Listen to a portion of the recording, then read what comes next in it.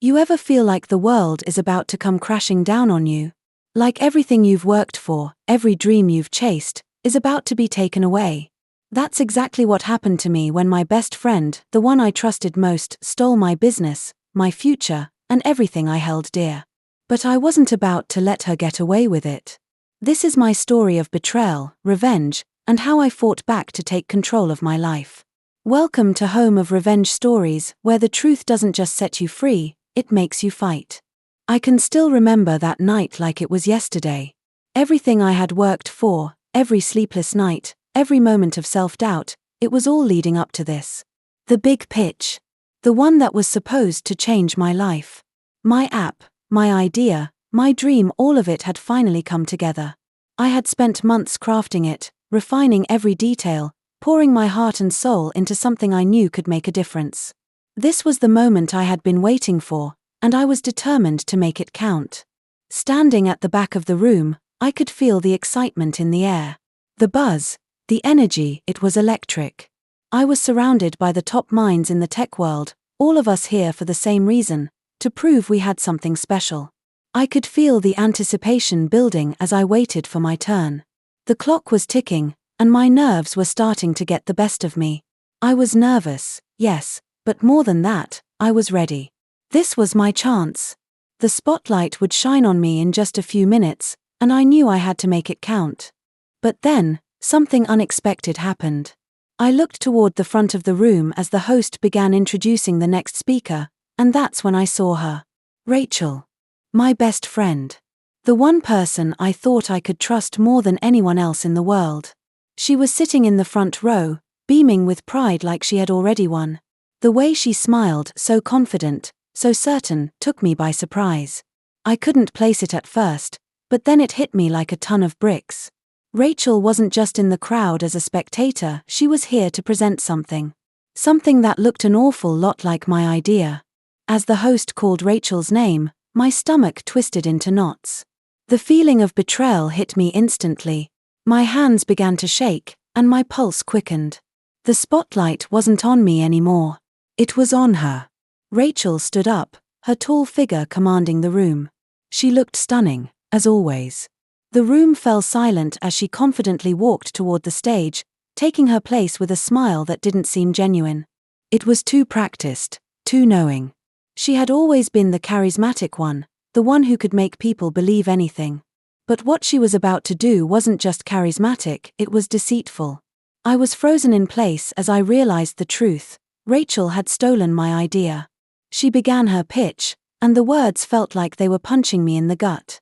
Introducing Empower, a revolutionary platform designed to help young women find safe, flexible work. It was my idea. Every word, every feature, it was my vision, my dream. I had shared it with Rachel months ago. She had begged me for details, asking questions, showing interest, all under the guise of wanting to help. She had acted like a partner, someone I could trust. And now, there she was, standing on stage, taking credit for everything I had worked for. I could feel the blood rush to my head, my chest tightening with a mix of anger and disbelief. This wasn't just a betrayal, it was a violation. Rachel knew how much this idea meant to me. I had confided in her, shared my hopes, my fears, my plans for the future. And now, she was using that trust to steal everything I had worked for. As she smiled at the audience, basking in their applause, I couldn't help but feel like I was about to lose everything. My dreams, my hard work, everything that had taken me years to build, gone in an instant. As I stood there in the back of the room, the applause around me felt like a slap in the face. My mind raced as I tried to figure out what to do next. How had this happened? How had Rachel turned on me like this? I had always believed in her, trusted her, but now, it felt like the rug had been pulled out from under me. I had been played, used, and left with nothing but a broken heart and a shattered dream. I reached for my phone, my fingers trembling as I typed a message to Rachel. "How could you?" I wrote, my voice shaking. But before I could hit send, I froze. What would it even matter? She had already won. She was up there, presenting my idea as if it were her own. The truth didn't matter anymore. The world had already seen her as the one who brought this idea to life, the one who had made it happen. I stood there for what felt like an eternity, watching as Rachel basked in the applause. And then, just as suddenly as it had all started, the room began to clear. I had to leave. I couldn't stay there, couldn't look at her, couldn't watch her take what was mine. I turned and fled the room, feeling like I was suffocating. The betrayal was complete. And as I left that room, I realized that my life had just changed in a way I couldn't even begin to understand. I didn't know where I was going when I left that room. All I knew was that I needed air. I needed to think, to process what had just happened. My heart was racing, my thoughts scattered in a million directions. How could Rachel do this to me? How could she take something so personal, something I had worked so hard for, and turn it into her own?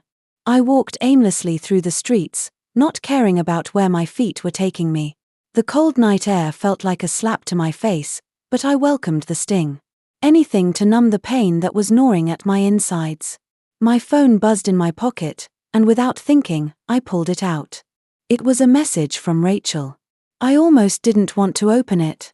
Part of me didn't want to hear whatever excuse she was going to give me. But another part of me, the part that still wanted to believe in the good inside her, opened it anyway. "We need to talk. Please." I stared at the message for a long time. The nerve. The audacity. After everything she had done, she thought I'd just talk to her. I almost deleted the message without responding, but I couldn't bring myself to do it. She had taken everything from me, but I wasn't ready to let go of the small piece of hope that maybe, just maybe, there was an explanation. But there was no explanation. Not one that could ever justify what she had done. I took a deep breath and typed back, "What's there to talk about, Rachel? You've already made your choice." The response came almost instantly, "Please, just meet me. I can explain." I stood there, staring at the screen, the weight of the decision heavy on my shoulders. What was I supposed to say? What could I possibly say to her after everything she had taken from me? But at the same time, I couldn't ignore the voice in my head telling me that I needed answers. I needed to hear it from her. I needed to know why she had done this, why she had betrayed me in such a cruel way. I sighed and typed back, "Fine. Meet me at the cafe on 5th Street. In 30 minutes. I didn't know what to expect when I walked into that cafe. What was I hoping for? That she'd apologize and tell me it was all a misunderstanding? That she'd admit that she had used me, that she had known exactly what she was doing? I wasn't sure. But as I pushed open the door to the cafe, I saw Rachel sitting at a corner booth, her eyes downcast, her posture stiff. She looked nervous. But I wasn't in the mood for nervousness. I wasn't in the mood for any of it. I sat down across from her, not saying a word. For a long moment, neither of us spoke. The weight of what had happened hung heavily between us, the silence stretching on until it felt suffocating. Rachel finally broke the silence. "Zara, I know you're angry," she said, her voice hesitant. "But please, let me explain." Explain? I couldn't help but laugh, the bitterness in my voice unmistakable. "You want to explain how you took my idea, my future, and presented it as your own? How you've been pretending to be my partner when you've really been stabbing me in the back all along?" Rachel's face flushed, and I could see her trying to hold it together. But I wasn't in the mood for her games. She had taken everything from me. The trust, the friendship, the future I had been working so hard to build. "I didn't steal it, Zara," she said, almost pleading now. "I saw the potential in your idea, and I thought." "Stop." I held up my hand, cutting her off. "You saw my idea, and you stole it. You took it because you knew I was too nice to fight back. You took it because you knew I'd trust you. And now you're sitting here, trying to make me believe that it was all for the greater good." Rachel looked like she wanted to say something, but the words seemed to stick in her throat. She looked down at her hands, which were trembling slightly. For a moment, I thought she might break down, might finally admit what she had done. But then she looked back up at me, and the guilt I thought I had seen was replaced by something else, something darker. "You don't get it, do you?" she said, her voice low and hard. "I did this because I believe in the idea. I believe in it more than you do. And I knew that if I didn't act, someone else would take it. I wanted to make sure this app succeeded, Zara. I wanted it to change the world. But I knew that you weren't going to push it to the next level. I had to step in. I was silent for a moment, absorbing her words. The audacity. The complete disregard for everything we had shared. You think you're better than me? I asked, my voice shaking with rage. You think you can just take my idea and claim it as your own because you believe you're the one who can make it happen? You don't get to decide that, Rachel. This was mine. It was always mine. Rachel's face twisted, and for a moment, I saw the true her. The woman who had betrayed me. The woman who had used me for her own gain. And in that moment, I realized there was no going back. This wasn't a misunderstanding. This wasn't a simple mistake. Rachel had made her choice, and now it was time for me to make mine. I will make sure the world knows the truth, I said through clenched teeth. You don't get to take everything from me, Rachel. This isn't over. The anger in my chest didn't subside after I left the cafe. In fact, it only grew stronger. I had heard Rachel's excuses, her hollow justifications for betraying me, and it made my blood boil. She thought she could walk away from this unscathed. That I would just roll over and accept that she had taken everything I had worked for. No. I couldn't let that happen. I spent the next few days in a blur of motion. Every waking minute, I was consumed with the thought of what had happened. The app, the idea, everything, my everything, had been ripped from me. And I was going to make sure Rachel couldn't just take it and run. I had to act fast. I couldn't let her get ahead, not when I still had the truth on my side. I called my lawyer, and the moment we got on the phone, I explained everything, the betrayal, the stolen idea, the hours I had spent refining the app, and the crushing realization that Rachel had taken it all for herself. I had to make sure Rachel wouldn't be able to turn the situation around and make me look like the villain. This had to be handled carefully. We couldn't go public too soon. We needed a plan, a strategy that would expose Rachel's deceit without giving her the chance to retaliate. But as I sat there, poring over the details of the case with my lawyer, something else was gnawing at me. What if Rachel had already anticipated this? What if she was already planning her next move, ready to outsmart me again? She always had been the one with the silver tongue, the one who knew how to manipulate situations to her advantage. She had done it to me for months. And I had been blind to it all.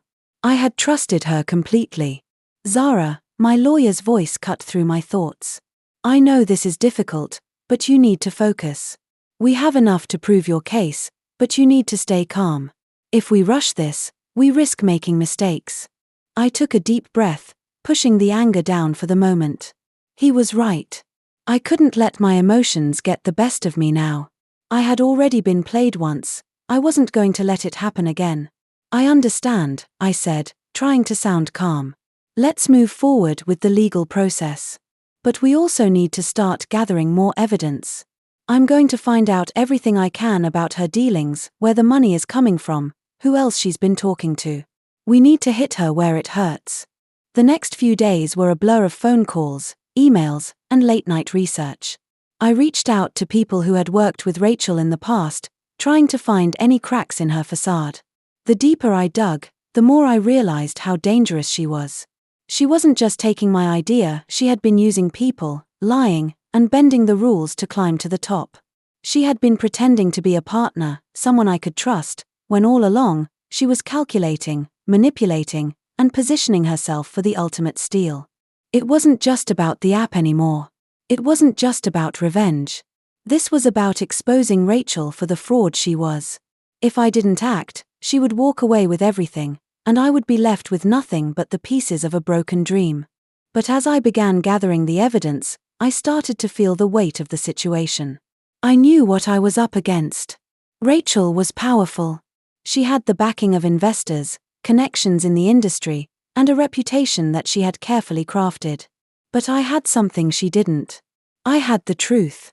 I couldn't let her keep controlling the narrative. I couldn't let her get away with this. The moment I walked into my apartment that evening, I saw something that made my stomach drop. My phone was lit up with notifications. The first was a news alert. Rachel Delacroix launches new startup, Empower, a groundbreaking job search app. The headline was almost identical to the one I had drafted months ago. She had done it. She was launching the app, my app, under a new name, taking credit for it like it had always been hers. I sat down on the couch, staring at the screen. The betrayal, the crushing weight of it all hit me hard. But it wasn't over. It couldn't be. I wasn't going to let her steal this from me. I had worked too hard to let her walk away with the prize. I grabbed my phone and called my lawyer. "We need to move faster," I said, my voice shaking with determination. "She's launching it. We need to stop her before she gains any more traction." "Calm down," my lawyer replied, his voice reassuring. "We have a plan, Zara. We'll get a cease and desist order out immediately, and we'll make sure that everything she's done is brought to light. We'll take this to court if we have to." I nodded, even though he couldn't see me. The feeling of helplessness that had plagued me for days was slowly fading, replaced with a new sense of purpose. This wasn't just about fighting for my idea anymore. This was about standing up for what was right. And I wasn't going to let Rachel get away with stealing everything I had worked for. As I ended the call with my lawyer, I glanced at my phone once more. Another message from Rachel. The subject line read, "You don't get to have it both ways." I hesitated before opening it, knowing that whatever was inside would be another blow. But I had to face it. I had to know what she was planning next. I didn't know what I expected when I opened Rachel's message, but it wasn't this. The words that filled the screen made my heart stop. "You don't get to have it both ways. I've given you a chance to walk away. But if you keep pushing, I'll make sure you lose everything." Her threat wasn't subtle. Rachel was playing for keeps now, and as much as I wanted to pretend like this was just another bump in the road, the reality was sinking in. She wasn't just going to take my idea and walk away. She was willing to destroy me in the process. I knew Rachel could be ruthless, but seeing her do this, seeing her make it clear that she'd go as far as needed to win, made the stakes feel higher than ever before. I stood there, staring at the message, feeling a mix of anger and disbelief welling up inside me. The audacity. How could she say something like this, after everything she'd already done? And now, she was threatening to take everything from me. The thought of losing my business, my dream, my future, it was unbearable. But in that moment, something shifted inside me. If Rachel thought she could scare me into backing down, she was wrong. She had underestimated me, and it was time I showed her just how far I was willing to go. I didn't waste a second.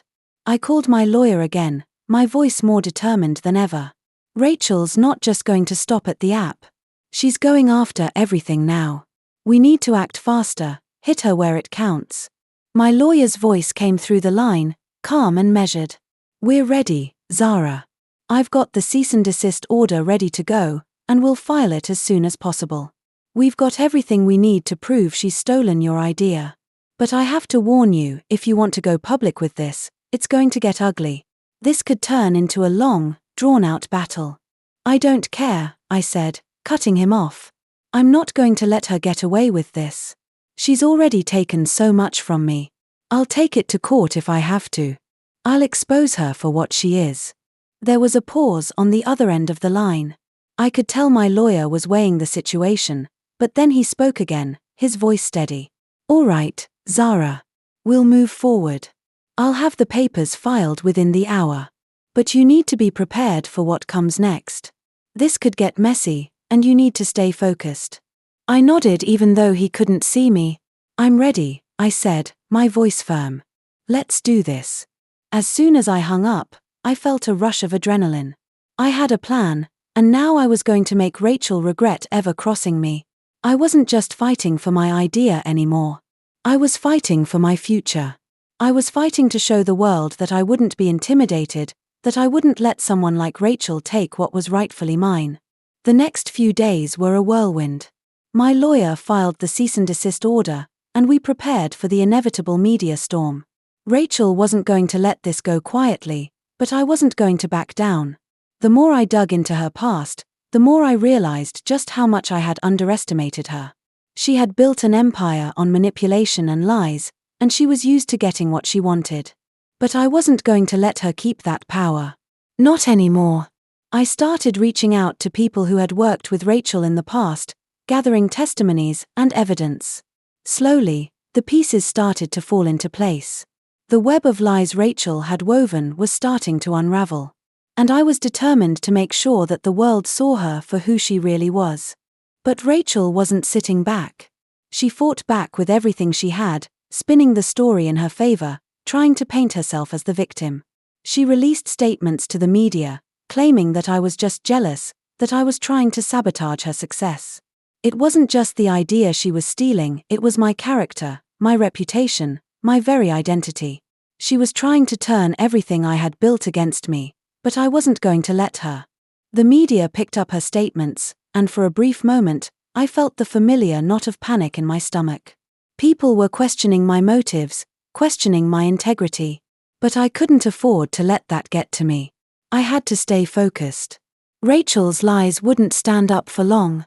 I started making calls to people I had worked with in the past. Former clients, collaborators, anyone who knew the truth. One by one, they began to come forward, offering to testify about Rachel's manipulative tactics. It wasn't just about the app anymore. It was about showing the world who Rachel truly was. But as the days passed, I could feel the pressure mounting. Rachel wasn't going to let go of her grip on the situation. She was fighting back in every way she could, spinning the media, reaching out to her connections, trying to sabotage my every move. It was clear she wasn't going to stop until she had destroyed me completely. I wasn't going to give her the satisfaction. I was ready for the fight. But I also knew that the moment I exposed Rachel for what she truly was, there would be no going back. Late one evening, as I was finalizing documents for court, my phone buzzed again. A message from an unknown number. My heart skipped a beat as I opened it. "You think you've won? You haven't even seen what I'm capable of yet." Rachel wasn't finished. And this fight wasn't over. The message from Rachel lingered in my mind for days. "You think you've won? You haven't even seen what I'm capable of yet." Those words burned into my memory, a constant reminder that Rachel wasn't done with me yet. Despite everything I had done, despite the evidence I had gathered, the media storm, and the cease and desist order, I couldn't shake the feeling that she had something else up her sleeve. She was playing a different game, one that I hadn't yet figured out. I spent the next few days locked in a whirlwind of activity. My lawyer and I continued to gather evidence, and I reached out to every person I could think of who might have insight into Rachel's shady dealings.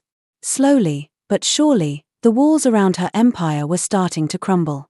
People were coming forward, stories were being told, and Rachel's carefully curated reputation was beginning to unravel. But Rachel wasn't just going to take it lying down. No. She wasn't the type.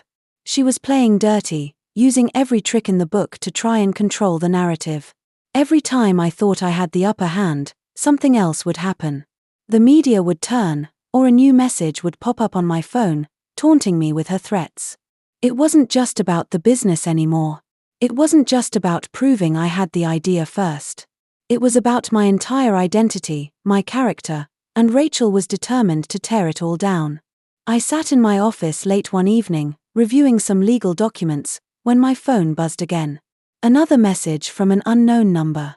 This time, I opened it without hesitation. It was a link to an article, and my stomach sank as I saw the headline, "Zara de la Croix, the face of deception in the tech world." My heart stopped.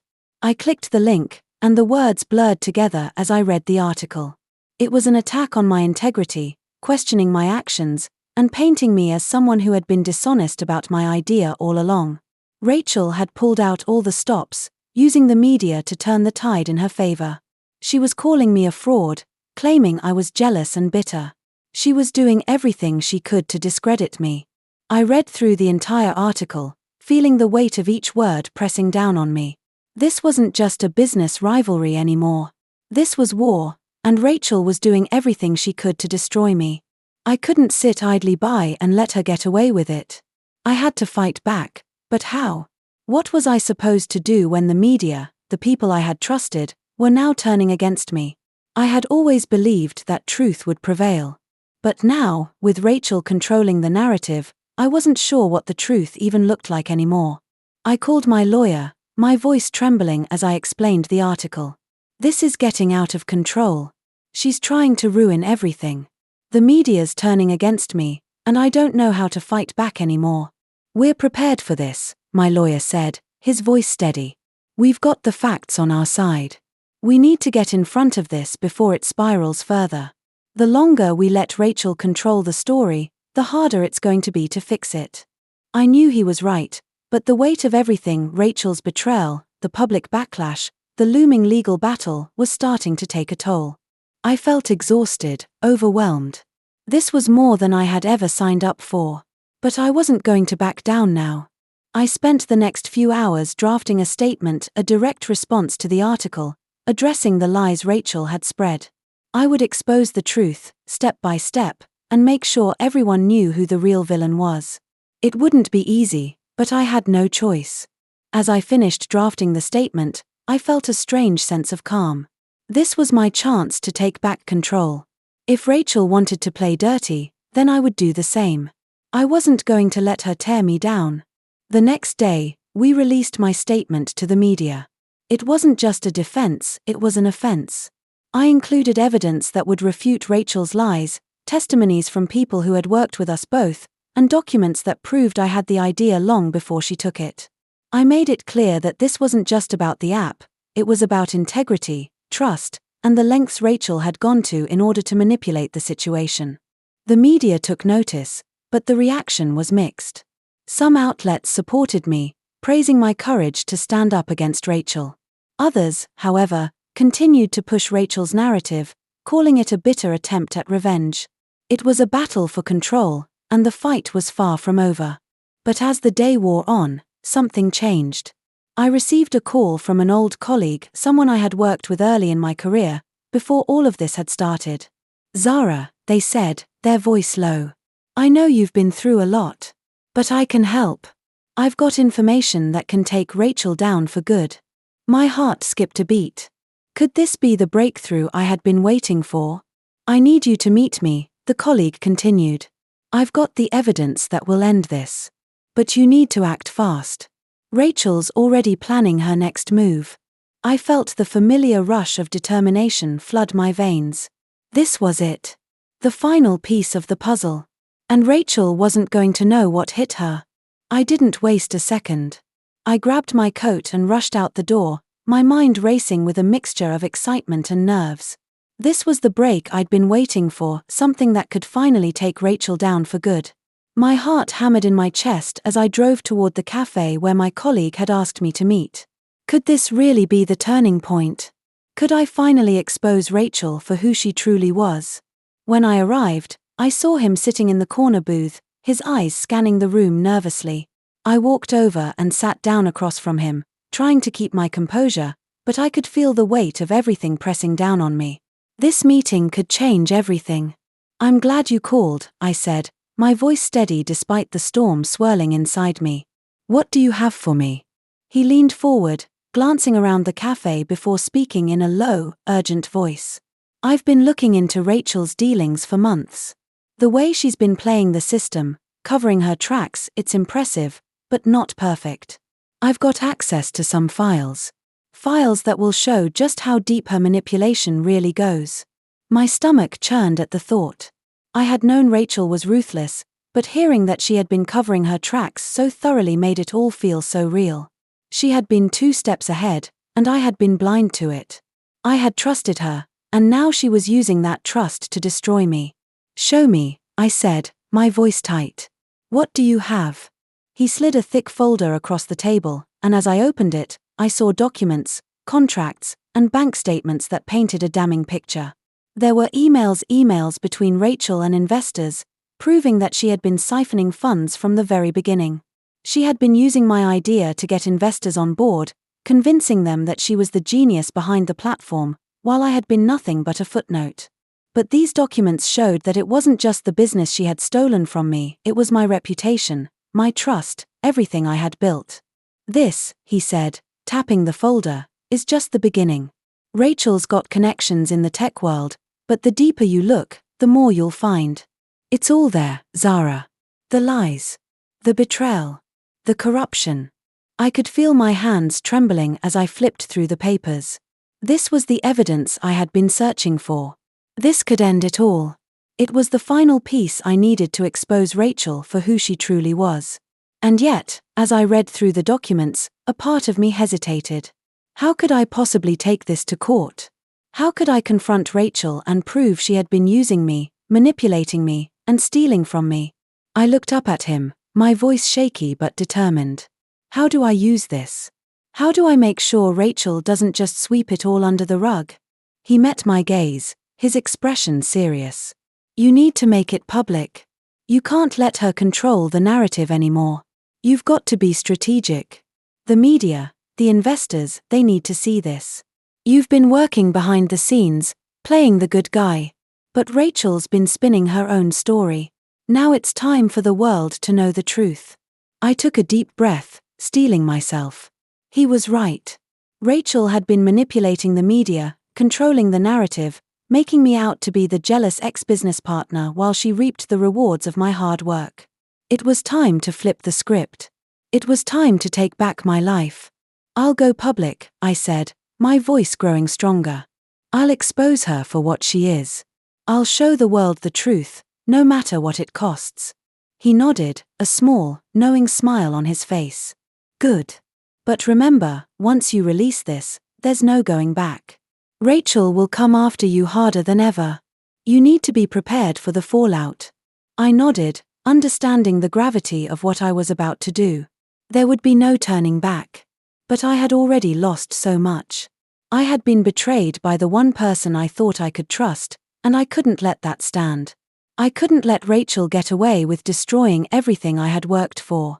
As I left the cafe, the weight of the decision pressed down on me. But there was also a sense of relief. I had the truth. And with the truth on my side, I could fight back. I wasn't going to let Rachel's lies and manipulation take me down. This was my chance to finally make things right. Later that night, as I was preparing my statement to the media, my phone buzzed. It was another message from Rachel. I hesitated before opening it. Her last message had been a threat. What would this one be? I clicked open the message, and my breath caught when I saw what it said. You think you're the one calling the shots? You're wrong. This is far from over. I'll make sure you regret this. I knew Rachel wasn't done. But neither was I. This fight was just beginning. The next few days felt like I was in a storm. Everything was moving so fast, faster than I could keep up. The statement I had prepared went live, and it was everything I had hoped it would be. I didn't just expose Rachel for the fraud she was, I made sure to hit hard. I called out her manipulation, the way she had used me and others to build her empire. I showed the world what she had done behind the scenes, the lies, the deceit, the stealing of my ideas. The media picked up the story almost instantly. Some outlets backed me, calling out Rachel's hypocrisy, while others continued to support her, spinning the story in her favor. But the truth was out now, and there was no going back. The ball was in motion, and I had finally taken control. But as I watched the news unfold, I couldn't ignore the gnawing feeling in my gut. Rachel wasn't just going to sit back and take this. I knew she would retaliate, and she would do it in the most underhanded way possible. Rachel was ruthless, she had always been that way, but now, I was in her crosshairs, and she was going to do everything she could to destroy me. It didn't take long for her first move to come. My phone buzzed in the middle of the night. A message from an unknown number. I opened it, and immediately, I felt a cold shiver run down my spine. The message was short, but it was enough to make my blood run cold. You think this is over? You haven't even begun to see what I'm capable of. I didn't need to read it a second time to understand what it meant. Rachel wasn't done. She was going to make sure she had the last word. The next morning, I woke up to chaos. My social media accounts were flooded with negative comments. People I didn't know were calling me names, questioning my integrity. Rachel had spun the story again, playing the victim. She was portraying herself as the one who had been wronged, the one who had been betrayed by me. And it was working. People were starting to doubt me, to question my motives. I had been so focused on exposing Rachel that I hadn't realized how much power she still had over the narrative. I couldn't let this happen. Not after everything I had been through. I had come this far. I couldn't afford to back down now. I called my lawyer, my voice shaking with frustration. Rachel's trying to destroy me, and it's working. The media's turning on me, and people are starting to believe her. We need to do something. I can't let her ruin everything I've worked for. My lawyer's voice came through steady and calm, like it always did when things were falling apart. Zara, stay focused. We've already taken the first step. We've exposed her. Now, we need to make sure the truth stays in the spotlight. I'll work with the press, we'll issue a new statement, and we'll get the message out again. This time, we go bigger. We take this to the next level. I nodded, even though he couldn't see me. He was right. The truth had to stay in the spotlight, and I couldn't let Rachel control the narrative anymore. It was time to fight back harder than ever before. I spent the next few days working with my lawyer to prepare for the next round. We issued another statement this time. I was going to hit Rachel where it would hurt the most. I didn't just expose her for the lies she had told me. I was going to expose her manipulation of the investors, the way she had lied to everyone she worked with. I knew Rachel's power was in her ability to control the media, to control the story, but now, I was going to take that power away from her. And then, the unthinkable happened. Rachel had been using her contacts in the media to spin the story in her favor, but this time, she went too far. She released a video. It was grainy, poorly shot, but it didn't matter. The message was clear. It was a recording of me. A private conversation I had had with one of my colleagues months ago. I had been talking about the challenges of launching the app, about the fear I had of failing. But Rachel had manipulated the footage, made it look like I was planning to sabotage her, planning to take her down before the app even launched.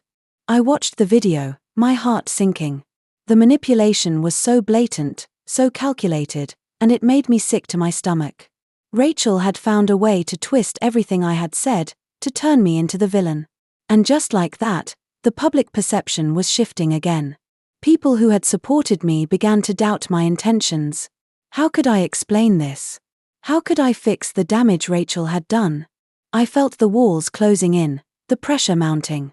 But I wasn't going to let her win. I wasn't going to let Rachel take everything from me. I called my lawyer again, my voice tight. We need to move fast.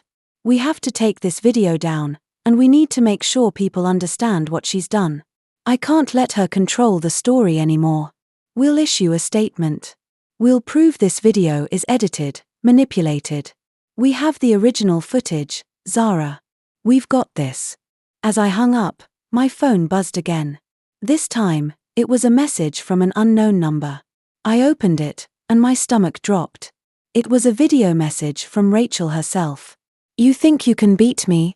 You haven't even begun to see what I'll do. This isn't over, Zara. Not by a long shot. I could feel the fear rising, but I knew one thing for sure, this battle wasn't over. And neither was my fight. I stared at the video from Rachel, my fingers trembling as I held the phone in my hand. You think you can beat me? You haven't even begun to see what I'll do. This isn't over, Zara. Not by a long shot. The words echoed in my mind like a constant drumbeat, a reminder that Rachel wasn't done with me. She was trying to rattle me, to make me second-guess myself. But I wasn't going to give her the satisfaction. I couldn't. 4 days, I had been fighting tooth and nail, using every weapon I had to expose Rachel for the fraud she was. But I had underestimated her. She was as ruthless as they come, and the way she manipulated the video to make me look like the villain, it was the final blow. People were starting to believe her. The momentum had shifted, and I could feel the weight of the battle pressing down on me. I needed to fight back. I had no choice. I couldn't let Rachel win. I had already lost so much to her, my business, my reputation, my trust. I wasn't going to lose myself too. I called my lawyer, my voice low but determined. We need to move fast. I can't let her get away with this. She's manipulating the media, turning people against me. We need to take her down once and for all.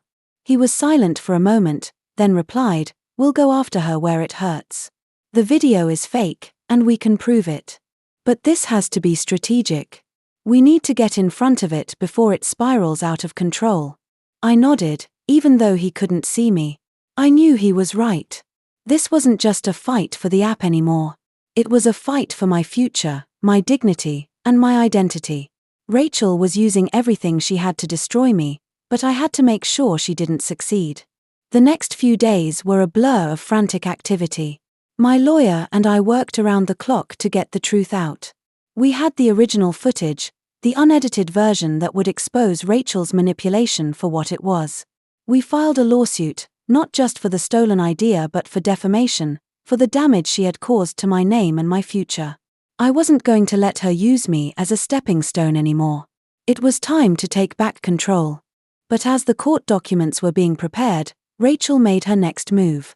I got a call from my lawyer, his voice tense on the other end. "Zara, you need to prepare yourself. Rachel's made a public statement. She's accusing you of sabotaging the entire tech event. She's painting you as a fraud, someone who has been trying to bring her down from the start. She's got a big following, and she's using it to rally support against you." My stomach dropped. It was exactly what I had feared. Rachel had turned the tables again, using the media to make me look like the villain. She was so good at twisting the truth, so good at making herself look like the innocent one, while she tore everyone else down. I felt like I was standing on the edge of a cliff, looking down at the long drop below. But something in me snapped. I wasn't going to let Rachel get away with this. Not after everything she had done. I had already lost too much. I wasn't going to lose again. I spent the next few hours working with my team to prepare a response. This wasn't just about proving Rachel's lies. It was about showing the world who she truly was. The manipulative, self-serving person she had become. I wasn't going to let her use me anymore. The next day, I released a new statement to the media. It was everything I had been holding back, the truth, the full story. I laid out the evidence of Rachel's deceit, from the stolen idea to the lies she had been telling the press. This wasn't just about business anymore. This was about holding her accountable for everything she had done. I included the unedited footage, showing the world the way Rachel had twisted my words and manipulated the truth to suit her narrative. It felt like a weight had been lifted off my shoulders. I was finally taking control of my own story. The response was immediate. The media jumped on the new statement, and the tide started to turn again. People who had supported Rachel began to question her. Investors who had once backed her began to pull out. The cracks in her empire were becoming more and more visible, and there was no denying that she was losing the battle. But I knew this wasn't over yet. Rachel wasn't going to back down easily. She was still dangerous, and I had no illusions about how far she would go to destroy me. She had already shown me that. But I was ready for whatever came next. As the media storm continued to unfold, I got a call late one night. It was an unknown number, and my heart skipped a beat when I answered. "Zara," a familiar voice said. "This isn't over. You've made a huge mistake, and I'm going to make sure you regret it. You've pushed me too far." It was Rachel, and this time, I could hear the desperation in her voice. She wasn't done yet. I wasn't prepared for what came next. When Rachel called, her voice laced with that same cold venom she always carried, it sent a chill down my spine. "You've made a huge mistake, Zara, and I'm going to make sure you regret it. You've pushed me too far." The call ended abruptly, leaving me with nothing but her words echoing in my head. At first, I didn't know what to make of it. Was it just another empty threat? Had she finally lost her grip on reality, or was there something more? One thing was certain, Rachel wasn't going down without a fight.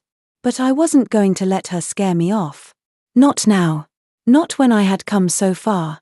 The next morning, I woke up to the news, yet another attack from Rachel. This time, it wasn't just a media statement or another fake video. She had gone after my personal life. The news outlets were reporting about my past, digging up things I had long buried. My family issues, old struggles I had been through, things I thought I had left behind. Rachel had done it. She had opened that door, and now it was wide open for everyone to see. I stared at the article, my heart pounding in my chest. How had she found out about those things? Those were parts of my life I kept hidden, Things that had shaped me but weren't meant for the public to see. But Rachel wasn't just trying to ruin my career, she was trying to ruin my entire identity, to tear down everything I was. This was no longer a business war, it was personal.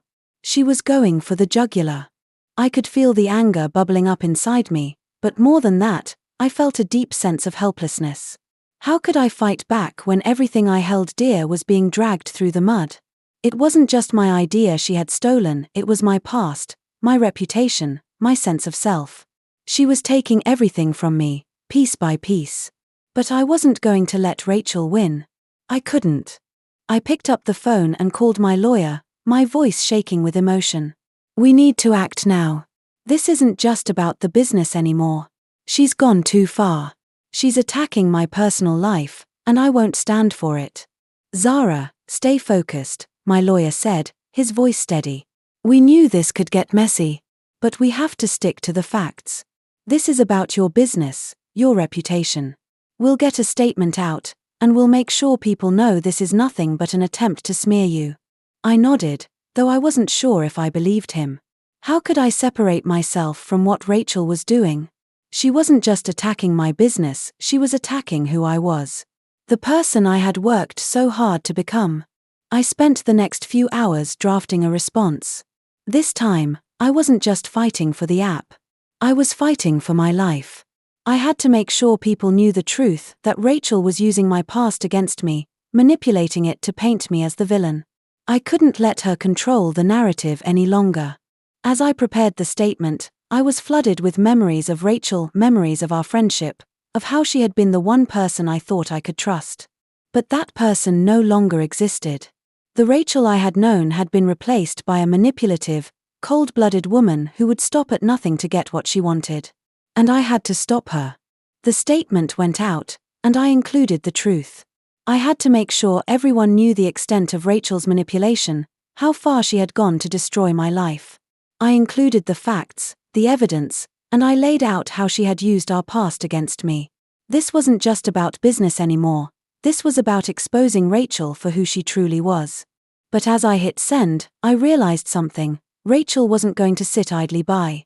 She had already shown me how far she was willing to go, and I knew she wouldn't stop until I was completely destroyed. But I wasn't going to let her. The day passed in a blur of news coverage and social media posts, but as the night drew in, I received another message. This time, it wasn't from Rachel directly, but from one of her associates. They claimed that Rachel had a new plan, and it involved making me look even worse. The message was cryptic, but one thing was clear, Rachel was preparing for her final act. She wasn't going to give up until she had completely ruined me. The next morning, I woke up to a breaking news alert. The headline read, Zara Delacroix, the truth behind the app, lawsuit filed against former partner for fraud. My heart sank as I realized what had just happened. Rachel had filed a lawsuit, accusing me of stealing her idea. The world was about to hear her version of the story, and I had no idea how far she was willing to go to make sure I lost everything. The shock of seeing the lawsuit filed against me hit like a freight train. Zara Delacroix, the truth behind the app, lawsuit filed against former partner for fraud. I couldn't breathe. The words were like a cruel reminder of everything I had lost, everything I was fighting for. Rachel had turned the tables again. She wasn't just using the media to manipulate the public anymore, she had taken legal action. She was accusing me of stealing her idea, claiming I had sabotaged her and tried to ruin everything she had worked for. It was insane.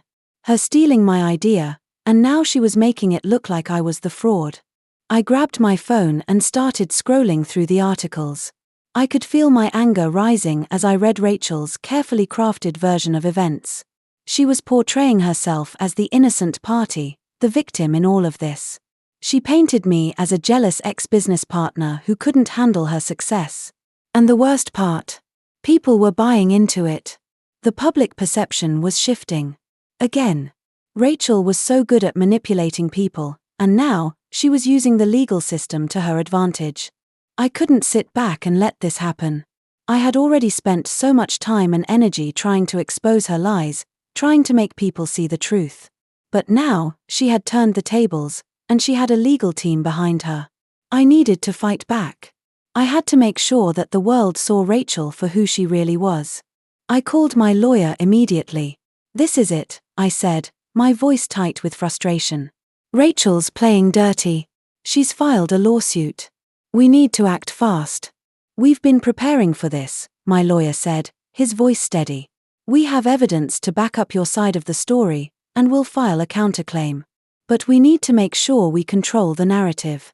If we go public with everything, we risk making it worse." "I don't care," I snapped. "She's gone too far.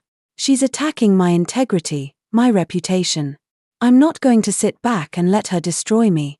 We go public with everything, and we make sure people know the truth." I could hear him sigh on the other end of the line. "All right, Zara. I'll get to work on the counterclaim. But you need to stay focused. This is going to get ugly. Rachel won't stop, and you need to be prepared for what comes next." I hung up the phone and sat there in silence. I had been so focused on exposing Rachel's lies, so focused on fighting back, that I hadn't stopped to think about what this would really mean. Going public with everything would risk not just my reputation, but the business I had worked so hard to build. But there was no turning back now. Rachel had made it personal, and I wasn't going to let her destroy everything I had fought for. As the days went on, the media frenzy intensified. Rachel's lawsuit was dominating the headlines, and with each new article, I felt more and more like I was losing control. She was telling her side of the story, painting herself as the wronged party, and it felt like the world was starting to believe her. My own words, my own truth, felt like they were being drowned out by the noise. But then, something changed. A former employee of Rachel's reached out to me. They had worked with her in the early days, back when the app was still in its infancy, and they had seen firsthand how Rachel had manipulated the situation. They had seen the emails, the contracts, the lies. And now, they were willing to testify. This was the break I had been waiting for. I met with the former employee, and they handed over documents, emails, and even recordings that would prove Rachel had been lying from the very beginning. She had been pretending to be a partner, pretending to be a collaborator, when all along, she had been plotting to steal my idea. The evidence was overwhelming. I couldn't believe it. This was it, the final nail in Rachel's coffin. I handed the documents over to my lawyer, and we began preparing our case.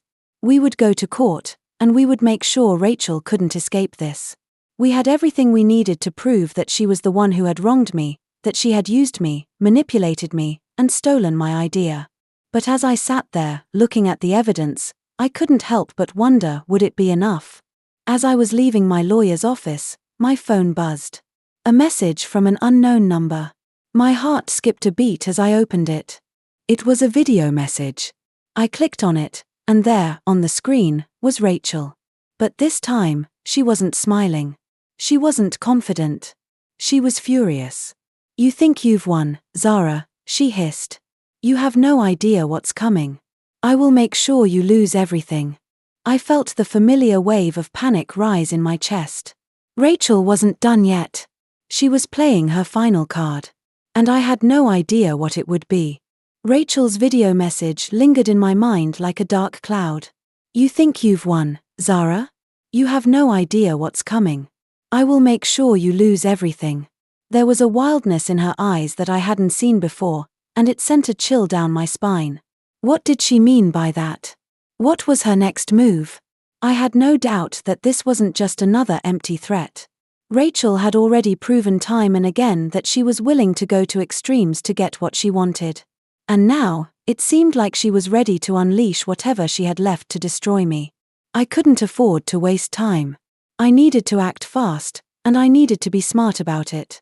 If Rachel had something left to play, I had to be prepared. I wasn't going to let her tear down everything I had built. My business, my future, everything I had worked for was at stake, and I wasn't going to sit back and let her take it from me. I called my lawyer the moment I finished watching the video. "Rachel's playing her final card," I said, my voice tight with frustration. "We need to get ahead of whatever she's planning. I won't let her destroy me." "We're prepared, Zara," he replied, his voice steady. "But you need to understand, Rachel's not going to back down. She'll do whatever it takes to win. We need to stay focused, keep pushing, and make sure we control the narrative. We can't let her manipulate the media again. I nodded, trying to push aside the fear that had been creeping in. I know. Let's move forward with the counterclaim. We have the evidence, and we'll make sure the truth comes out. But I need to know everything she's planning. We can't afford any surprises. My lawyer agreed, and we began preparing for the legal battle ahead. But deep down, I knew this was more than just a legal issue. This was a fight for my life, for my future. Rachel was trying to break me, to take everything I had worked for, and I wasn't going to let her. The next few days were a blur. I worked tirelessly with my team to gather more evidence, to build a case that would finally expose Rachel for the manipulative fraud she was. Every time I thought I had everything in place, I would get another notification, another message from the media, another article calling me the villain. The media was still on Rachel's side, and it felt like every step forward I took, she was taking 2 steps ahead. But I couldn't let that stop me. I couldn't let her win. Then, a breakthrough came. One of Rachel's former investors reached out to me. They had been involved with her early on, but when they started seeing the lies she was weaving, they pulled out. They had evidence, proof that Rachel had manipulated the investment process, misrepresented her plans for the app, and lied about her intentions. This was the smoking gun I had been waiting for. The evidence I needed to make sure Rachel's lies couldn't stand. I met with the investor, and they handed over the documents, contracts, emails, bank transfers, and even personal notes from Rachel herself. It was everything. This wasn't just about the app anymore. This was about exposing Rachel's entire empire for what it was, a house of cards built on lies and manipulation. I handed the evidence over to my lawyer, and we prepared to take this to court. But as we did, something else happened. A familiar name popped up in the news, someone from Rachel's past who was now speaking out about her tactics. This person had worked with Rachel before, and they were finally ready to come forward. Their testimony would add more weight to our case, and with each new person coming forward, it felt like Rachel's world was beginning to collapse. But just as I thought we were gaining momentum, the worst thing that could possibly happen occurred. I woke up one morning to find my business accounts frozen. Everything, my savings, my investments, the funds I had set aside for the future, had been seized. The message from the bank was clear: we have received a legal request to freeze all assets pending investigation. My heart dropped as I read the message again. Rachel had filed an injunction, claiming that I was a fraud, that I had used her idea to deceive investors, and that I was trying to hide assets before the lawsuit went to trial. This was her final play. If she couldn't destroy me through the media or the legal system, she was going to make sure I couldn't operate. She was taking everything from me. I called my lawyer, panic rising in my chest. My accounts are frozen. What the hell is going on? I can't operate like this. I need access to my funds.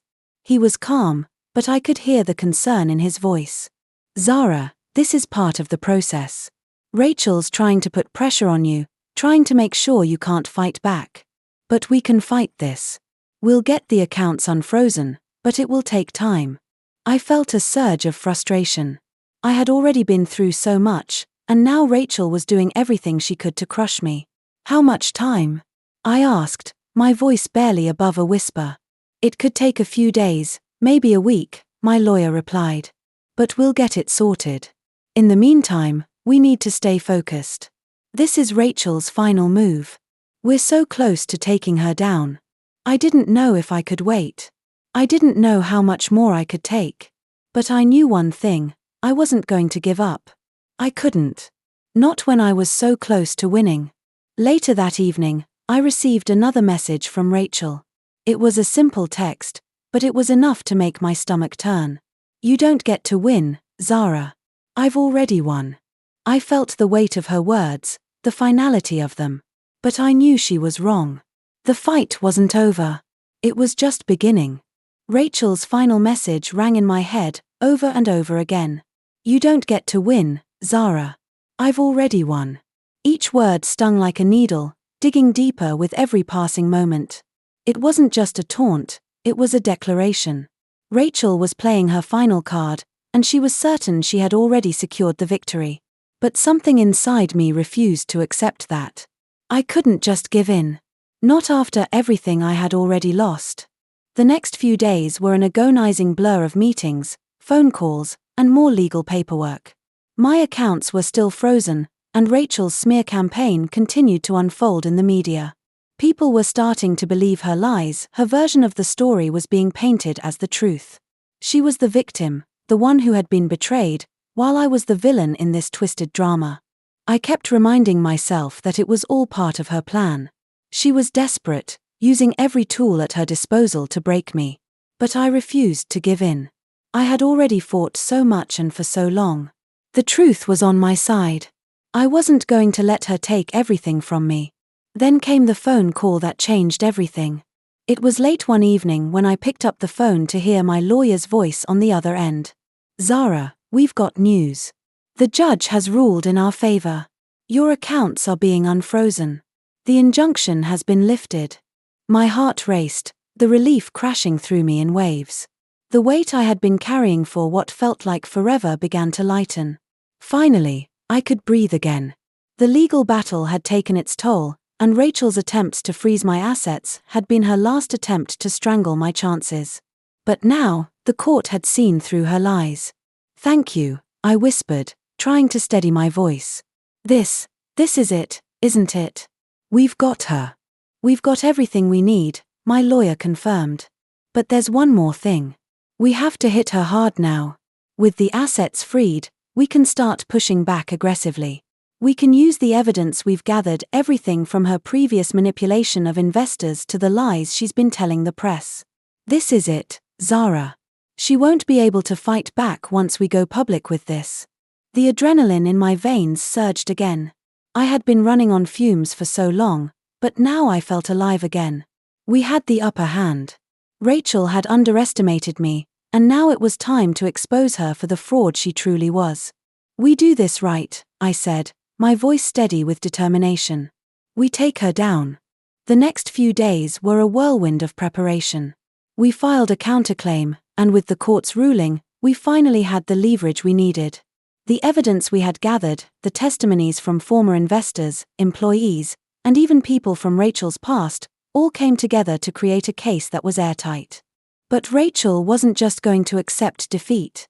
She fought back with everything she had, launching a counteroffensive in the media. Her legal team filed motions to delay the proceedings, hoping to drag things out and wear me down. But I wasn't going to let her control the narrative anymore. I wasn't going to sit back while she smeared my name. Then, the unexpected happened. One morning, as I was reviewing some final documents, I received a call from an anonymous source. They didn't waste any time with pleasantries. "I have information that will end this," the voice on the other end said, a sense of urgency in their tone. "I've worked with Rachel, and I have documents that prove she's been using her connections to manipulate not just your case, but every deal she's ever made. She's got more skeletons in her closet than you realize." My heart raced as the voice continued, outlining what they had uncovered. Rachel had been working behind the scenes to secure her victory, paying off witnesses, pressuring former colleagues, and falsifying records. It was all there in black and white. "I'll send it to you," the source added, their voice tense. "But you need to act fast. Rachel's already planning her next move. I'm not sure how much longer I'll be able to help." I barely had time to process the enormity of what I was hearing before the line went silent. Moments later, an encrypted email arrived in my inbox. I opened it with trembling hands, and as I read through the documents, my stomach dropped. It was worse than I had imagined. Rachel wasn't just a thief of ideas, she was a master manipulator, a woman willing to sacrifice anyone and everyone to ensure she kept her hold on power. She had been planning this all along, using every tactic to keep herself in control. I took a deep breath and called my lawyer. "We've got her. We have everything we need. We're ready," he said, his voice filled with confidence. "Let's bring this to court. Once we release this information, it's over for her." As the days passed, the tension in the air grew thicker. Rachel's last card had been played. She had no more tricks left. The truth was coming, and there was no escaping it now. I could feel the weight of everything I had been through, the battles, the lies, the pain, but in that moment, I knew I was about to win. As I prepared for the final showdown in court, I received one last message from Rachel. It was a simple text, but it made my blood run cold. "You've won this round, Zara. But I still have one card left to play. And when I play it, it'll be over for you." Rachel wasn't done. And I knew, deep down, this was far from over. The final battle was about to begin. I felt like I was standing on the edge of a cliff. 4 months, I had fought tooth and nail to get here, to expose Rachel, to reclaim my life, my business, and my dignity. But now, with her final text message still haunting me, I couldn't shake the feeling that something big was coming. Something I hadn't anticipated. Rachel wasn't done yet. Despite everything she'd already done to destroy me, I knew that she had one more move to play. The weight of everything I had been through hit me again. The sleepless nights, the stress, the endless days spent fighting back against Rachel's lies, it was all leading to this moment.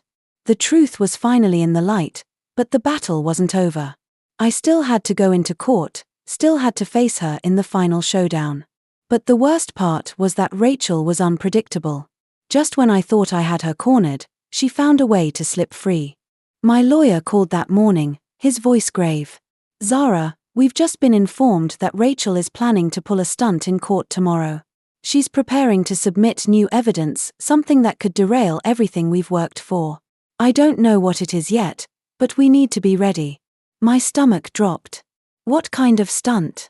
I asked, my voice shaky with fear. "I'm not sure. But whatever it is, it's going to be big. She's not going down without a fight." I had always known Rachel would play dirty. But this was a new low. She was desperate. She was cornered, and I was the one who had her cornered. And yet, she still had one last trick to play. The day before the trial, I met with my legal team to go over everything one last time. The evidence was airtight. We had Rachel's fraudulent actions on record, her manipulation of investors, and even the documents from the anonymous source. We had it all. But even so, I felt a knot in my stomach. What could she possibly have left to pull out of her hat? That night, as I sat in my apartment, reviewing the case, I got another unexpected message, this time from an anonymous number. "If you want to know what Rachel is planning, meet me at the old warehouse on 9th and Maple. I'll give you everything you need to destroy her." I froze. What was this? Was this another trap? Or could it be someone else who had been involved in Rachel's web, someone who had finally decided to come clean? There was no time to waste. I couldn't ignore this opportunity. I grabbed my coat and headed out the door, my heart racing. Every instinct in me told me to be careful, but something told me this could be the key to ending it all. When I arrived at the warehouse, the place was eerily quiet. The rusted metal doors creaked as I pushed them open, and I stepped into the dimly lit space. I looked around, my breath catching in my throat as I searched for whoever had called me. "Zara," a voice suddenly spoke from the shadows. I jumped, but I quickly recognized the voice. It was one of Rachel's former colleagues, someone I had worked with briefly when I first launched my business. "I'm the one who reached out." I stepped forward, my heart pounding. "What do you know? What's Rachel planning?" He handed me a folder, and as I opened it, my stomach sank. Inside were documents, emails, and a series of photos that sent a chill through me. The photos showed Rachel in a meeting with some very powerful people I had never heard of before. The emails were more chilling, though Rachel had been in contact with shady figures in the tech world, ones with ties to some dangerous organizations.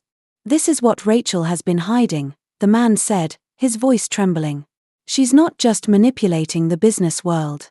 She's involved in something much darker. And she'll stop at nothing to protect it." I looked up at him, stunned. "What are you saying? What is this?" He swallowed hard. "Rachel has been using her business as a front for something bigger. There are people involved who won't hesitate to take you down if you keep pushing." I felt the ground shift beneath me. This was more than just a business rivalry. Rachel had entangled herself in something far more dangerous, and now I was standing on the edge of it. If I went forward with the case, I wasn't just fighting for my business anymore, I was fighting for my life. I closed the folder, my mind racing. What had I gotten myself into? But there was no turning back. The truth had to come out, no matter what it cost. I left the warehouse with the folder, my thoughts spinning. As I headed back to my car, my phone buzzed again. This time, it was a message from Rachel. "You're making a big mistake, Zara. I warned you. It wasn't over. Not by a long shot." The next day, as I prepared for the court battle, I learned something that sent my heart into my throat. Rachel's mysterious connections in the tech world were far more powerful than I had ever imagined. She had made deals with dangerous people who had a reputation for handling problems in ways that didn't involve the law. This wasn't just a legal battle anymore. It was a fight for my very survival. The weight of the revelation hit me like a freight train. Rachel had been playing a game I didn't fully understand, and now, I was in the middle of it. She wasn't just trying to destroy my business, she was trying to destroy me in every possible way. The people she was connected to, the dangerous figures in the tech world, this was beyond anything I had ever imagined. What had started as a business dispute was now something far darker, something that could cost me everything. I couldn't ignore it. I had come this far, and I wasn't going to back down now. But I had to be careful. The stakes were higher than ever. Rachel wasn't just a businesswoman with a vendetta. She had built an empire on manipulation, lies, and now, it seemed, on dangerous connections. And I was standing in the crossfire. I couldn't wait for the court battle to unfold. Rachel had already proven that she would go to any lengths to win, and the media was still on her side. Even with the evidence I had, the public was buying her story. Her last legal move, the one where she had filed a lawsuit against me, had shifted the narrative completely. People were questioning me, wondering if I had been the real fraud. Every time I thought I had a handle on things, Rachel would pull the rug out from under me. I had to fight back, but this wasn't just a fight for the app anymore. This was about survival. I couldn't afford to play her game on her terms. I had to outsmart her. But how? I spent hours going over the documents I had gathered, the emails, the photos, the recorded meetings. Everything pointed to one thing: Rachel had been manipulating everything from the start. But now, knowing what I did about her dangerous connections, I wasn't sure what she was capable of. She had gone too far, and I wasn't sure if the legal system could even protect me anymore. That night, I sat alone in my apartment, the city lights flickering outside my window, casting shadows on the walls. My mind raced, the weight of the decision in front of me threatening to crush me. I had a choice to make. I could go public with everything I knew, expose Rachel's dangerous ties, her manipulation, her fraud, or I could keep quiet, play it safe, and hope for the best. But there was no safe option anymore. If I stayed silent, Rachel would continue to destroy me. She had already started with the media, and she would keep coming until there was nothing left of me. I needed to make my move, and I needed to do it soon. The next morning, I called my lawyer. "We need to take this to the next level," I said, my voice firm with resolve. "I can't wait for the court date. Rachel's already ahead of me, and I need to expose her now." "Zara," my lawyer warned, his voice cautious. "Are you sure? This could escalate quickly. The people Rachel is connected to, they don't just ruin reputations. They can do far worse." I closed my eyes, the fear creeping up my spine. I know what I'm up against. But I'm not going to let her destroy everything I've worked for. I'm going to expose her for what she is, no matter what it takes. My lawyer sighed, a long pause hanging in the air. "All right. We'll move forward, but you need to be prepared. This could get ugly, and once we go public, there's no turning back."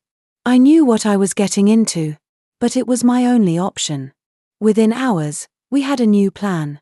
We would issue a public statement, laying out everything we had: the truth about Rachel, her manipulation of investors, and her ties to dangerous people. We couldn't just let her control the story anymore. She had already stolen my life, my future, and now, I was going to make sure the world knew who she truly was. But as the news began to spread, the weight of the decision hit me again. The stakes had changed. The media picked up the statement immediately, but instead of getting the support I had hoped for, the reaction was mixed. Some outlets supported me, calling out Rachel's lies and the web of deceit she had created. But others, including a few influential voices in the tech world, sided with her, questioning my motives. Rachel's camp was strong, and they were fighting back with everything they had. Then came the bombshell. I received a message late one night. The subject line read, "We need to talk. You've gone too far." It was from Rachel's lawyer. He wanted to meet. I hesitated, staring at the message for a long time before replying. "What do you want?" I typed back, my fingers trembling. The response was immediate. "Meet me tomorrow at the usual place." "I'll explain." I knew what this was. Rachel was trying to negotiate, trying to make me back down. But I wasn't going to be intimidated. I wasn't going to let her manipulate me anymore. The next day, I met with Rachel's lawyer at a quiet cafe. As I sat across from him, I felt the weight of the moment. This could be it, the moment when everything changed.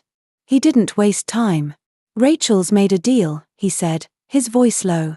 "She's offering you an out. If you drop the case, if you walk away, she'll make sure this whole thing goes away. No more media, no more court battles. Everything goes back to normal." I didn't respond right away.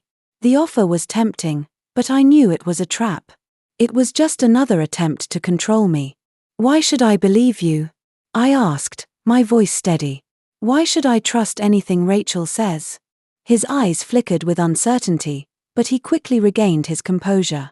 "Because if you don't, things are only going to get worse. Rachel will stop at nothing. She has powerful people in her corner. People who don't take kindly to people like you trying to expose them." I knew this wasn't over. Rachel wasn't offering me an out because she was trying to be kind. She was offering me a way to back down, a way to let her win. But I couldn't let her. "I'm not walking away," I said firmly. "This ends now." As I left the cafe, my phone buzzed. It was another message from Rachel. "You've made the wrong choice, Zara. Now, you're going to see just how far I'll go to make sure you lose." I had no idea what she had planned next, but I could feel the storm approaching. This was it, the final battle. The final message from Rachel haunted me. "You've made the wrong choice, Zara. Now, you're going to see just how far I'll go to make sure you lose." It was a chilling reminder that Rachel wasn't just playing a game anymore. She wasn't going to let me take everything from her without a fight. She would use everything, her power, her connections, her manipulation, to make sure I paid the price for standing up to her. But as I read her words again, a wave of determination surged through me. This was the endgame. I had come this far, and I wasn't going to back down now. I would expose Rachel for the fraud she was, no matter what she threw at me. The days that followed were filled with tension and anticipation. Rachel's threats were constant. She was trying to destabilize me at every turn, pulling strings in the media, attacking my business, trying to tear down my reputation. But I wasn't going to let her. With the evidence we had gathered, the testimonies from her former associates, and the overwhelming proof of her manipulation, I knew that Rachel had nowhere to hide. She could make all the threats she wanted, but in the end, the truth would come out. But as the court date loomed closer, I began to feel the weight of everything I had been through. The fear, the doubt, it all started to creep in. What if Rachel had something else up her sleeve? What if I wasn't prepared for her final move? My lawyer was confident. "We've got this, Zara. We've been working tirelessly to build our case. You've got the truth on your side. There's no way Rachel can spin her lies anymore." I nodded, but the fear still lingered. Rachel was unpredictable, and I knew she would do whatever it took to win. She had already shown me that. And now, as I prepared for the courtroom showdown, I couldn't shake the feeling that something was coming. Something big. The night before the trial, I couldn't sleep. I tossed and turned, my mind racing. What would happen if the court didn't rule in my favor? What if Rachel's manipulations worked? My phone buzzed in the darkness, breaking through my thoughts. It was a text from an unknown number. "This is your last warning, Zara. Stop fighting, or you'll regret it. I've already taken care of everything." I didn't need to read it twice. Rachel was pulling strings behind the scenes, threatening me in ways that were more dangerous than I could ever have imagined. She wasn't just fighting for her reputation anymore, she was fighting for her freedom. I didn't have time to waste. I needed to do something. I had been preparing for this trial for so long, but now I had to prepare for the worst. I called my lawyer again. We need to be ready for anything. Rachel's not going to give up easily. I think she's planning something. I need to know everything about her connections, every person she's worked with, every deal she's made. We can't afford any surprises. We've got everything in place, my lawyer reassured me. We've been preparing for months. You're not alone in this. We have the upper hand. But as I hung up the phone, I couldn't shake the feeling that this wasn't over. Rachel was preparing her final play, and I had no idea what she was planning. The trial began the next morning, and the atmosphere in the courtroom was tense. Both sides had prepared their arguments, but it was clear that the stakes had never been higher. Rachel's legal team was sharp, and they came out swinging, attacking my credibility, trying to tear apart every piece of evidence we had. They painted me as a bitter ex-partner, someone who had been too jealous and insecure to accept Rachel's success. But I wasn't backing down. I stood my ground, each word from my lawyer slowly dismantling Rachel's case, piece by piece. Then, just as I thought we were getting closer to a win, Rachel's lawyer stood up with a surprising new piece of evidence, an email that had somehow never been included in the initial evidence. It was a message from me, one that Rachel had secretly kept, in which I had expressed doubts about the business. I froze. It wasn't a damning piece of evidence on its own, but it was enough to make people question my motives. Rachel's team pounced on it. Ladies and gentlemen of the jury, here we have clear proof of Ms. Delacroix's hesitation, her lack of faith in the business from the very beginning. Does this sound like someone who created this idea, or someone who only wants to take credit for something they didn't fully understand? I felt my stomach drop. Rachel had been playing me the whole time, and now she was using my words to twist the narrative even further. I had no idea how she had pulled this off, but she was making it look like I had been sabotaging the business from the start. My heart raced as I realized that Rachel was still in control. But I wasn't going to let her win. Not like this. I stood up, my voice clear and strong. Yes, I had doubts. But I also had faith in this idea. I believed in it. And the moment I realized what Rachel was doing, I fought back. She has been lying, manipulating, and stealing from me this whole time. She doesn't get to rewrite history. The room fell silent. I had made my move. Now, it was time to see if it would be enough. As the trial broke for lunch, I received another message. It was from Rachel's lawyer. You have no idea what you've just started, Zara. We're just getting started. You think you've won? Wait and see what happens next. I felt the weight of her words. The storm wasn't over yet. In fact, it was just beginning. I couldn't shake the feeling that Rachel was playing a long game, one that I still didn't fully understand. Her lawyer's message had set my nerves on edge, and as I returned to the courtroom after the lunch break, I could feel the tension in the air. Everything felt heavy, like the calm before a storm. I had thought that, with the evidence on our side, we were on the verge of victory. But now, with Rachel's surprise move, I wasn't so sure anymore. The court reconvened, and the judge called for order. I tried to steady myself, focusing on the facts. I couldn't let Rachel's manipulations break me. I had come too far to let her win. My lawyer stood, ready to continue our defense, but there was something in his eyes that told me we weren't done yet. As Rachel's legal team resumed their case, I noticed a subtle shift in their strategy. They weren't just trying to discredit me anymore, they were playing dirty. The focus was no longer on the business or the app. Now, they were pulling in my past, my personal struggles, my family, my flaws. The more they talked, the more they painted me as unstable, as someone who couldn't be trusted. It wasn't just an attack on my credibility, it was an attack on everything I was. They were turning my life into a spectacle, twisting every detail to fit their narrative. And then, just as I thought it couldn't get worse, Rachel's lawyer dropped a bombshell. He pulled out a series of text messages I had sent to a close friend months before the legal battle began. They were conversations in which I had vented about the stress of the situation, about feeling overwhelmed, about how I wasn't sure what to do next. The text messages weren't incriminating, but they painted a picture of someone who was emotionally fragile, someone who didn't have the strength to handle the pressure. They portrayed me as unstable, someone who had been emotionally compromised and couldn't be trusted with such a significant case. Rachel's lawyer stood up and addressed the court. These messages, these confessions, are they the words of someone who can be trusted to run a business? Or are they the words of someone who's been lying, who's been using the legal system to cover up her inadequacies? I felt the blood drain from my face as the messages were displayed on the screen. Every word Rachel's team had twisted, every vulnerable moment I had shared, was being weaponized against me. The room felt suffocating. How had she gotten these messages?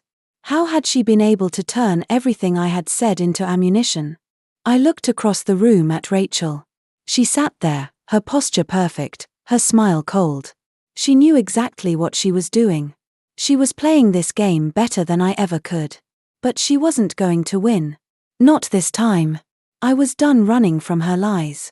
I stood up, my legs shaking, but my resolve stronger than ever. These texts don't define who I am, I said, my voice steady, but full of emotion. Yes, I had doubts. Yes, I was struggling. But that doesn't make me a liar. It doesn't make me the person Rachel wants everyone to believe I am. The room went silent. The judge, the jury, everyone was watching me. I could feel the weight of their eyes on me, waiting for the next move. I wasn't going to let Rachel manipulate me anymore. I wasn't going to let her turn me into the villain. I've been through a lot, I continued, my voice growing stronger. But I never once lied about this idea. I never once stole from anyone. The only person who has been manipulating everyone here is Rachel. She's the one who's been lying, who's been using her connections to take what wasn't hers. And I won't let her get away with it. Rachel's lawyer tried to interrupt, but I wasn't finished. Rachel doesn't get to rewrite my story. She doesn't get to take everything I've worked for. This isn't just about business anymore. This is about standing up for the truth, for who I am, and for everything I've fought for. And if you believe her lies, then you're letting her win. You're letting her tear me down, and you're letting her tear down the truth. There was a moment of silence before the judge spoke. We will take a recess. We'll reconvene tomorrow morning. Please, make sure all evidence is submitted accordingly. The tension in the room was palpable. The battle had shifted. Rachel had thrown her best shots, but I had stood my ground. The game had changed, and now, it was all in the hands of the court. But I knew one thing for sure, this wasn't over. Rachel would stop at nothing to win, but I was ready to fight. As I walked out of the courtroom, my lawyer met me with a concerned look. Zara, you did well. But Rachel's move with the text messages, it's a powerful play. She's not done yet. I nodded, my heart racing. I know. She's not done until I'm gone. Later that night, I sat in my apartment, staring at the evidence in front of me. There were still pieces of Rachel's empire I needed to uncover, and I wasn't going to stop until I had it all. I wasn't just fighting for the business anymore. I was fighting for my freedom. My identity. I was fighting for everything she had tried to take from me. Just as I was about to call my lawyer, I received a text from an unknown number. My fingers trembled as I opened it. You're playing a dangerous game, Zara. You think you're the hero here, but you're just another pawn in a much bigger game. Watch your back. I stared at the message in disbelief. What was Rachel planning now? The message from the unknown number haunted me. You're playing a dangerous game, Zara. You think you're the hero here, but you're just another pawn in a much bigger game. Watch your back. My heart pounded in my chest as I read it again, my fingers gripping the phone so tightly it almost slipped from my hand. What did this mean? Who was behind this? Was Rachel reaching out directly, or was it one of her dangerous connections? The ominous warning felt like a threat in every sense of the word. Rachel had already manipulated the media, the legal system, and even my personal life. Now, she was playing with fire. I wasn't going to back down, but the stakes were higher than ever. This fight wasn't just about the app anymore, it was about my life. I didn't hesitate. I grabbed my phone and called my lawyer immediately. We've got a problem, I said, my voice barely above a whisper. Rachel's up to something. She's not done with me yet. What's happened? He asked, his voice steady but laced with concern. I filled him in on the text, my mind racing as I explained everything. She's threatening me. I don't know what she's planning, but I can feel the walls closing in. This is bigger than I thought. I don't know who's behind this, but I need to know everything about Rachel's connections, everything. Zara, I know you've been under immense pressure, but we need to stay focused. This game she's playing is dangerous, and we don't know who she's involved with yet. Let's make sure our next move is strategic. But I agree, we need to investigate these threats. I took a deep breath, trying to steady my racing thoughts. I knew he was right. We couldn't afford to make a misstep now. Rachel had played her hand, and now it was time for me to play mine. The next few hours were spent preparing for the worst. My lawyer worked on making sure everything was in place for the next court hearing. Meanwhile, I dug deeper into Rachel's past. The further I looked, the more I found unsettling connections to shady figures in the tech world, people who didn't hesitate to use underhanded tactics to get what they wanted. My stomach churned as I pieced together what Rachel had done behind closed doors. She had built her empire on manipulation, deceit, and now, I realized, it wasn't just about the business anymore. She was entangled with dangerous people who wouldn't hesitate to silence anyone who threatened their empire. As the evening wore on, the urgency of the situation grew. I couldn't afford to wait any longer. I called a former associate of Rachel's, someone who had worked closely with her early in her career. I need your help, I said, my voice tight. I'm trying to piece together Rachel's connections, and I need to know everything about her dealings. There was a long pause before the person on the other end spoke.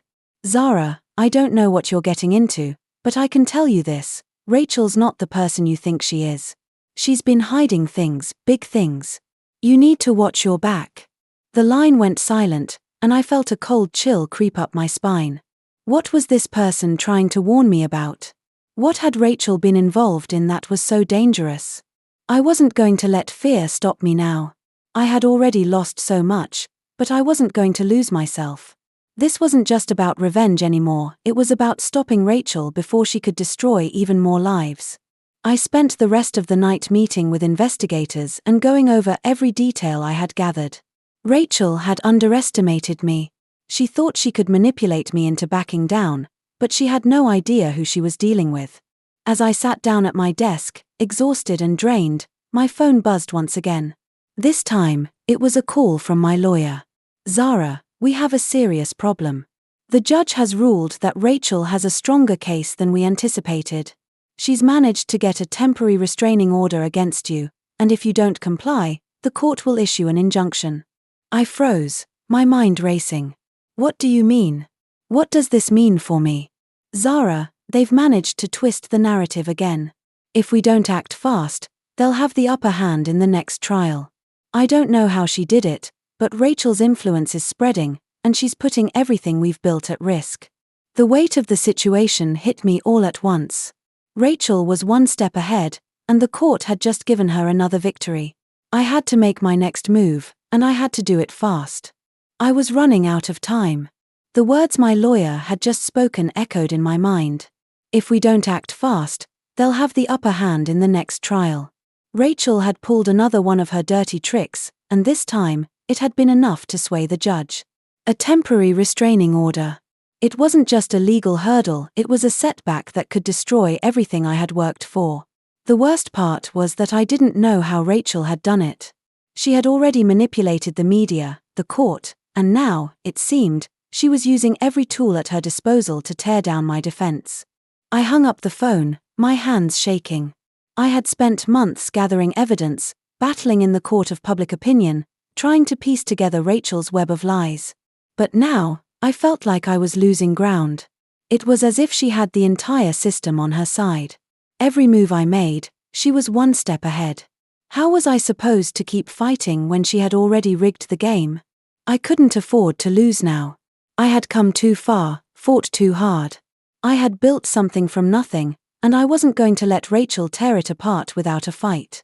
I spent the next few hours pacing, trying to think of what I could do. My mind kept racing back to the text messages, the video calls, the pieces of evidence I had gathered. Everything was in place. But there was still one thing I hadn't thought of, Rachel's ties to powerful people. People who didn't care about right or wrong, but only about their own interests. I called my lawyer back, trying to stay calm. I need everything you've got. We need to go to court and expose everything Rachel has done. But we can't just focus on her stealing my idea anymore. We need to dig deeper. What else is she involved in? My lawyer's voice was quiet, almost reluctant. Zara, I know what you're trying to do, but we need to be careful. If we push too hard, we might end up making things worse. Rachel's connections are powerful, and she's dangerous when she feels cornered. I know, I said, my voice steady despite the panic creeping in. But we can't back down now. I need to know everything. I'm not going to let her win this. My lawyer sighed, but I could hear the resignation in his tone. All right. I'll start digging deeper. But we're on a tight timeline.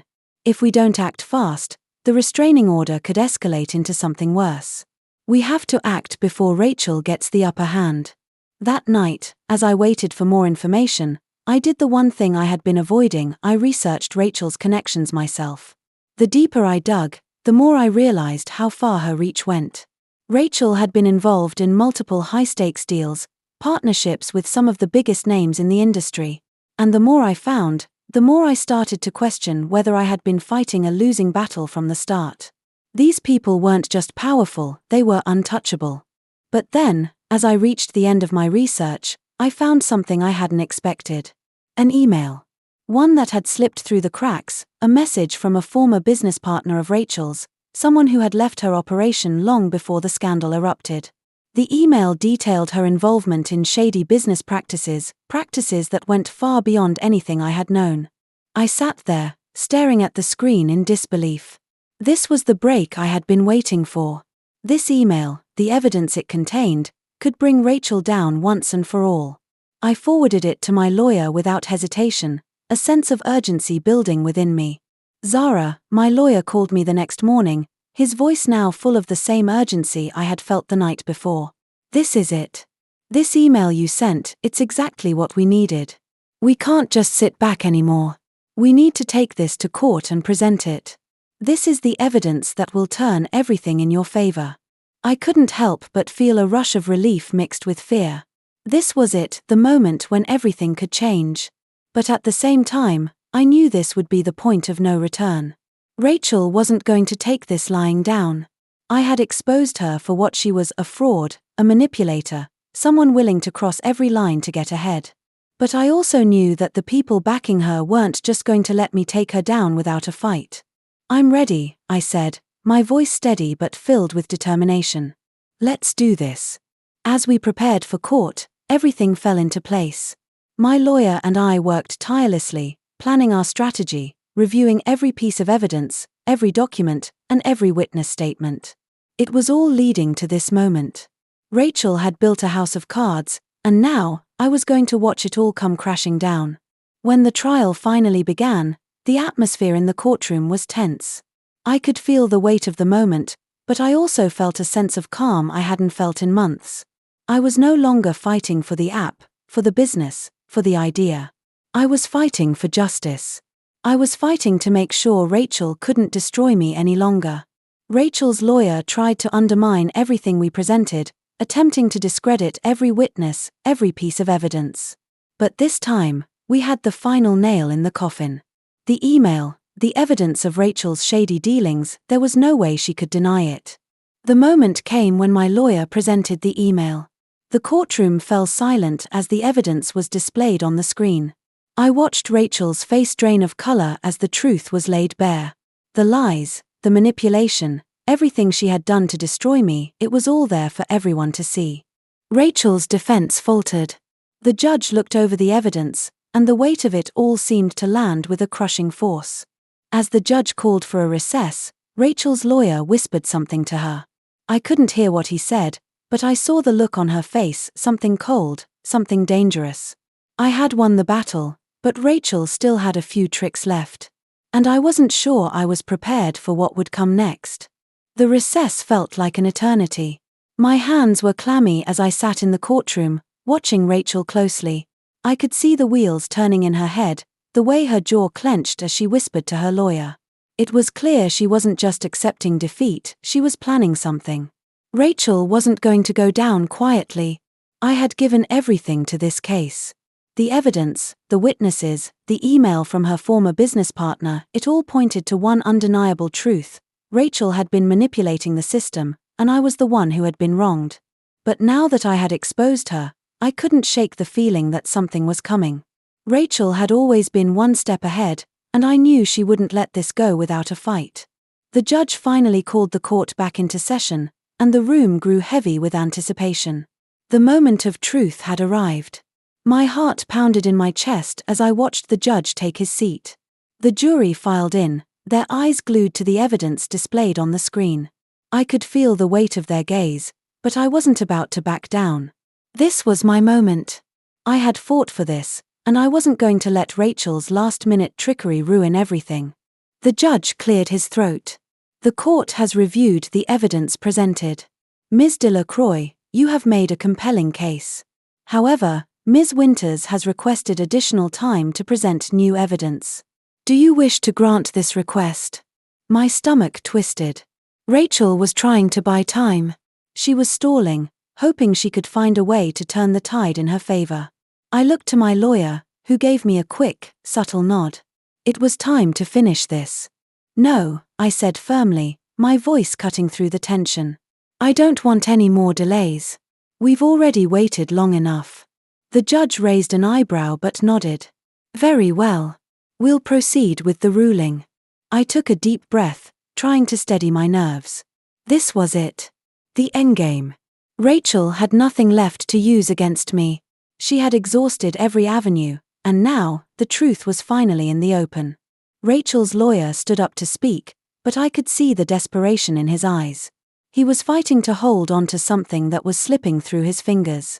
Your Honor, he said, his voice shaky, we request that the court dismiss this case based on new evidence we have gathered. The judge raised an eyebrow, glancing at the documents Rachel's lawyer handed over. For a moment, everything felt still, as if the world was holding its breath. I knew Rachel would try something like this, she wasn't going to give up easily. But this time, she had nothing to hold on to. My lawyer quickly rose to counter the motion. Your Honor, he began, his voice calm but forceful, Ms. Winters is trying to submit evidence that has been fabricated. This case has been dragging on for far too long, and there's no legitimate reason to postpone it any further. The truth is clear. Ms. Winters is guilty of manipulation, fraud, and theft. The judge listened carefully, his eyes scanning the evidence before him. Then, after a long pause, he spoke. After careful consideration, the court has reviewed all the evidence presented, and it is clear that Ms. Delacroix is the rightful owner of the business in question. The claims of fraud and manipulation are substantiated, and the defendant, Ms. Winters, has failed to provide any credible defense. As such, the court rules in favor of Ms. Delacroix. A wave of relief washed over me, but it was short-lived. As soon as the ruling was made, I could see Rachel's face twist in fury. Her lawyer looked at her helplessly, but Rachel wasn't done yet. She stood up abruptly, her chair scraping against the floor. This isn't over, she spat, her voice trembling with rage. You may have won this battle, Zara, but you'll never have peace. I'll make sure you lose everything, starting with this case. I watched her, the fire in her eyes burning with hatred. But for the first time in a long time, I wasn't afraid. I had fought hard to get here, and I wasn't going to let her intimidate me anymore. You've already lost, Rachel, I said, my voice steady and calm. You can keep fighting, but in the end, the truth will always win. The judge called for order as Rachel's outburst was silenced. The courtroom had turned against her, and there was no coming back from it. She had played all her cards, and they had all fallen apart. As Rachel was escorted out of the courtroom, I felt a strange sense of peace settle over me. The battle had been long and hard, but I had finally won. The truth had come out, and Rachel had been exposed for who she truly was. It wasn't just about the app anymore, it was about justice. As I left the courtroom, my phone buzzed with another message. I opened it, and my heart skipped a beat. You may have won today, Zara, but remember, no one gets away from me. I'll be watching. And I'll be waiting. Rachel wasn't done yet. But neither was I. The days that followed the court ruling were a blur. The media shifted its attention, and the story of Rachel's downfall spread like wildfire. People began to see her for what she truly was, a manipulative, ruthless businesswoman who would stop at nothing to get ahead. But even as her empire crumbled, I knew Rachel wasn't going to let go so easily. Her last message, "I'll be watching. And I'll be waiting," echoed in my mind, a reminder that the fight might not be over. I had won the battle, but I still felt a sense of unease. The idea of Rachel lurking in the shadows, plotting her next move, made it impossible to relax. But at the same time, there was a strange sense of liberation that came with the court's decision. The truth had come out, and Rachel's lies had been exposed for all to see. I had finally taken control of my life again. As the weeks passed, the weight that had been on my shoulders for so long began to lift. I could finally focus on rebuilding my business, moving forward with the app, and putting the pieces of my life back together. The media, once obsessed with Rachel and the scandal, slowly started to shift its attention to my success. The investors who had once backed Rachel turned to me, offering their support and financial backing. I was no longer just a victim of Rachel's manipulation. I was a survivor, and I had the world's attention. But even as my business began to flourish, there was still a lingering feeling that Rachel wasn't done. She had always been calculating, always looking for a way to win, no matter the cost. But I had learned one very important lesson through this entire ordeal: I couldn't let fear control me. Rachel had tried to take everything from me, but I had fought back. I had proven that I was stronger than she ever gave me credit for. One afternoon, I was sitting in my office, finalizing the details for the next phase of the app's release when my phone buzzed. It was a text from an unknown number. I hesitated, my heart skipping a beat. Was this Rachel? Had she found a way to sneak back into my life? I opened the message. "Congratulations, Zara. You've won this round. I never thought you had it in you. I've learned a lot from this. Good luck with your future. It's over." For the first time in a long time, I felt a genuine sense of relief. Rachel had finally conceded. She was done, and she was accepting that the game was over. I had won, not just in the courtroom, but in every sense of the word. I put the phone down and leaned back in my chair, looking out the window at the city skyline. Everything I had worked for was finally coming to fruition. I had fought hard to reclaim my life, my business, and my reputation. And now, it was all mine. The next few months were a whirlwind of growth and success. The app launched to great reviews, and soon, it was being used by thousands of people. The investors who had once backed Rachel now believed in me, and my business began to grow faster than I had ever imagined. It wasn't just about the money or the recognition. It was about knowing that I had taken back what was rightfully mine. I had built something from the ground up, and now, the world was starting to see it. As I stood at the front of a crowded room at a launch event for the app, I looked around at the people who had supported me through the darkest times. My team, my investors, and the people who had believed in me. This was my victory. It was the culmination of everything I had fought for. I took a deep breath and stepped forward, my heart pounding with excitement and gratitude.